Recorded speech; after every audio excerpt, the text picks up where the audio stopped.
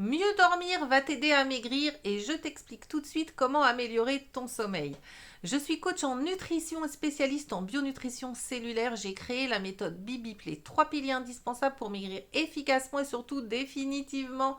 Grâce à cette méthode, j'ai perdu 15 kilos et après 50 ans, alors si j'ai réussi, tu vas y arriver aussi.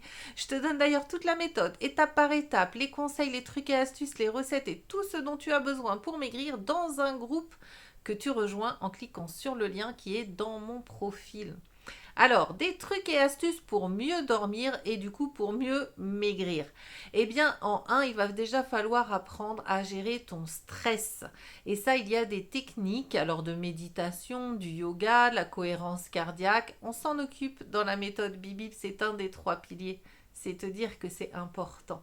Ensuite, pour améliorer ton sommeil, essaye de te coucher et de te lever toujours à la même heure. Et oui, même le week-end, il faut essayer de garder le même rythme et ne pas te décaler.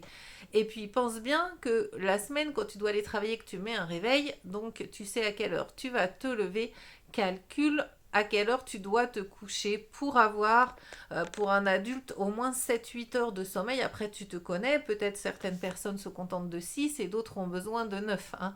Mais bon, tu connais ton corps, tu sais le sommeil dont tu as besoin. Je sais que c'est sympa de passer une bonne soirée avec sa famille, son conjoint, etc. Mais tu as vraiment besoin de dormir et de sommeil pour ta santé et pour ton poids en particulier. Ensuite, adopte un rituel du coucher pour préparer ton corps. Donc par exemple, certaines personnes vont lire ou faire de la cohérence cardiaque avant d'aller se coucher. Un rituel au calme.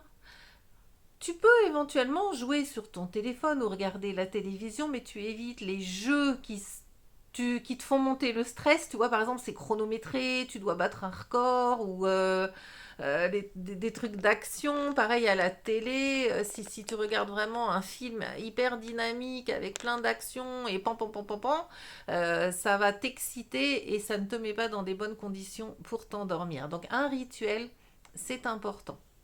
Fais toujours la même chose au moment d'aller te coucher, dans le même ordre, on se lave les dents, on fait comme ci, on fait comme ça, mais toujours pareil. Ensuite, ferme tes volets. S'il n'y a pas de volets, tu mets des rideaux occultants pour que ta chambre soit vraiment dans le noir.